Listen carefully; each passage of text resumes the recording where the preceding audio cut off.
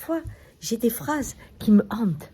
Elles restent quelques jours en moi et elles me créent de l'angoisse. Je ne sais pas pourquoi, des phrases anodines, des images qui paraissent simples et pourtant, elles sont chez moi vecteurs. Vous connaissez, un vecteur de quelque chose qui se passe à l'intérieur de moi, d'une réflexion qui mûrit, dont je n'ai pas accès. Il me faut plusieurs jours pour la rencontrer. Aujourd'hui, je vais vous parler de cette phrase qui est née il y a une dizaine de jours au cours d'une petite réunion entre voisins. Et il y a un de mes voisins qui dit « Oh, vous vous rendez compte, maintenant les tracteurs sortent tout seuls. » C'est pas énorme que les tracteurs sortent tout seuls. Hein, on a bien maintenant les tondeuses qui vont dans le jardin toutes seules, les aspirateurs qui aspirent tout seuls, les machines à laver qui se mettent en route toutes seules, certains petits maintenant bus qui voyagent tout seuls. Donc, qu'est-ce qui fait que cette façon de voir le monde, un tracteur qui sort tout seul, m'a tellement bouleversée. J'arrivais pas à comprendre ces campagnes où j'ai fait les vendanges avec le cheval de Victor, où on faisait la fête de la châtaigne, la fête des vendanges, où on mangeait ensemble, même si on était épuisé avec des ampoules et tout le reste. Tout ça va être remplacé par le silence d'un tracteur. Alors on me dit, mais c'est parce qu'il y a des grandes cultures, maintenant on est nombreux. Oui, mais un tiers de la production va à la poubelle. Parce que après les tracteurs, c'est les ordinateurs qui s'occupent de la récolte. Oui, s'il y en a trop, il faut qu'on jette pour que le prix monte. Alors, après les tracteurs, les ordinateurs, et nous, on est où là? Je me suis rappelé à ce moment-là une expérience étonnante.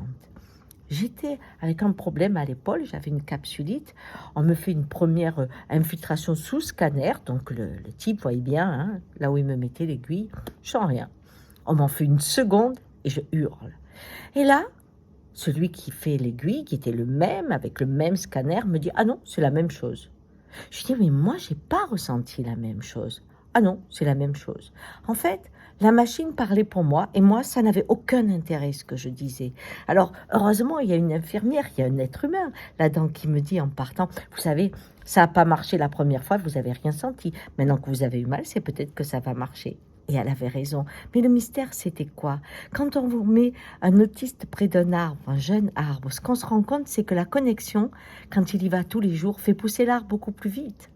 Donc, il n'y a pas que des liens mécaniques. Les liens d'amour produisent autre chose. La nature dit autre chose. Je me souviens d'un de mes patients, médecin légiste, qui me disait, tu sais, des fois, on est très étonnés. Il y a des gens, on se demande comment ils ont pu rester en vie. Quand on regarde leur corps, on se dit, mais attends, ils ont un cancer jusqu'au fond des yeux. Et la famille dit, non, il allait très très bien. Il est mort d'un coup. Et par contre, on voit des gens mourir, tout marchait bien.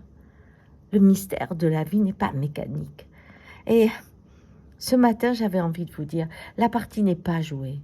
Nous avons un choix, nous sommes à l'époque du choix. Ne mettons pas la technologie maître du monde. Parce que sinon, ça va être comme si vous étiez des castors à qui on dit, bah, tu sais maintenant, tu n'as plus besoin de faire des barrages, hein, on les fait pour toi. Alors, c'est quoi le sens du castor à ce moment-là? Allez, il est encore temps, nous pouvons jouer dans cette façon de voir le monde. Ciao.